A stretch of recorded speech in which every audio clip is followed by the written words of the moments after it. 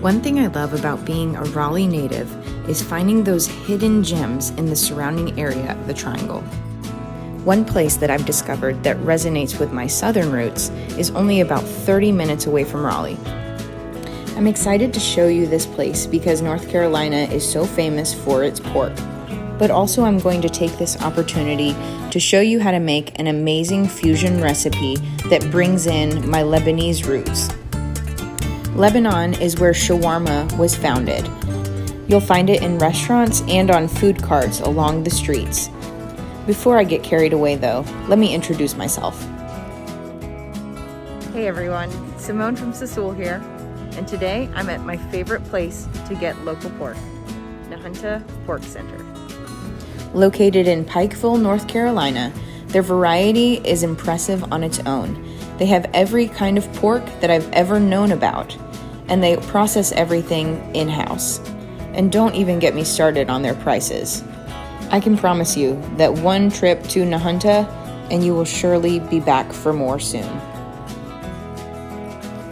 After you walk past their case of different cuts of pork, you'll find dried ham, cured ham, and then onto the North Carolina local barbecue sauces. For our recipe today, we'll be using pork butt, and I also grabbed a bottle of local barbecue sauce. For those of you who are familiar with Sassool, you know that we make chicken as well as beef and lamb shawarma. This is pretty much the two most popular kinds that you'll find in Lebanon. They do not typically offer pork in Lebanon. However, this is extra special for me because I can combine both my Southern and Lebanese roots to show you a recipe that I've created that tastes phenomenal. And even if you do make my recipe at home and love it, I also encourage you to stop by Sassool and try one of our types of shawarma.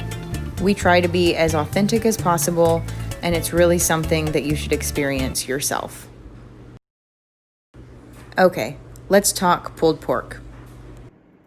So you can prepare pork butt for pulled pork in several different ways. You can do it oven roasted, you can also do it in the slow cooker, but I prefer on the stove top. For me, it's easiest to manage as time goes on. So you're gonna have the pork butt in your pot, fill it with water right above the pork butt so it's a little bit submerged, and then we're gonna cook it on a medium heat, maybe like 5 out of 10 on the heat scale, and we're gonna do that for 4 hours. After 4 hours, it will fall off the bone. Add some salt and ground black pepper to the pot.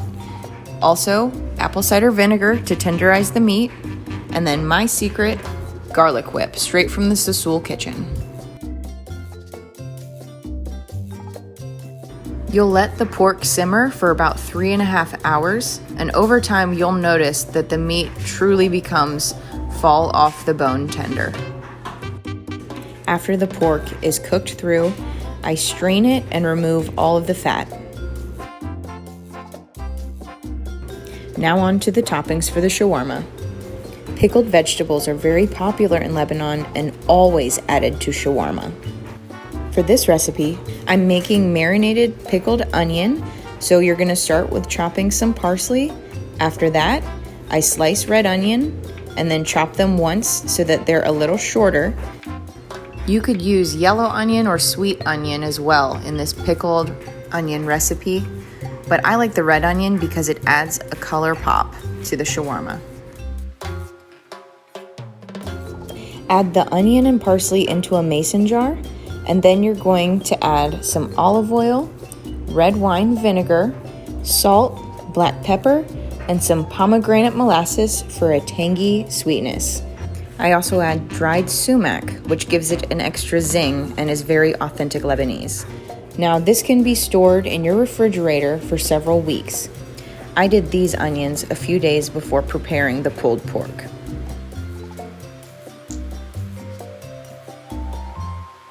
One reason that the Lebanese southern twist on this recipe really works is because North Carolina barbecue is typically vinegar based, as are the pickled vegetables that go onto shawarma. Give the mason jar a shake and let those flavors sit as long as you can wait.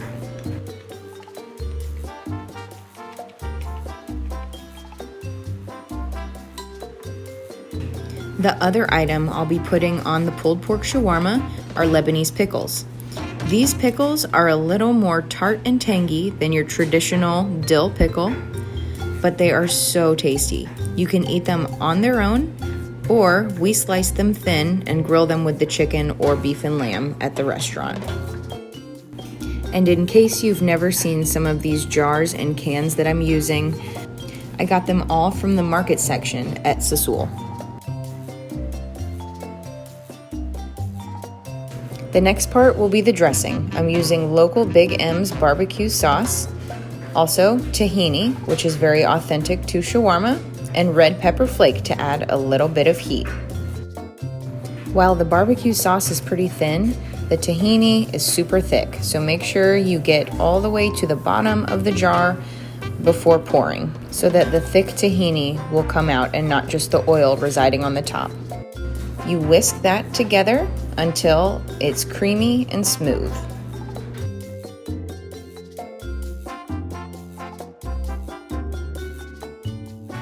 Shawarma is best enjoyed warm, as it is authentically served off of a rotisserie in Lebanon.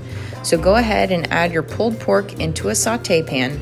Spread it out so that all of the meat is cooked and singed and gets a little bit crispy on the edges. You will then add the spicy barbecue tahini. Add about 2 tablespoons and mix it around so that the pulled pork is nice and juicy. Cook that for about 2 minutes, then add in the Lebanese pickles, followed by the marinated pickled red onion. Once all are mixed together pretty good, you're ready to put it into a pita wrap. Spread the meat into the center of the wrap, wrap it up tightly, and serve some extra tahini sauce on the side. Sahten, that's what we say in Arabic, which means enjoy.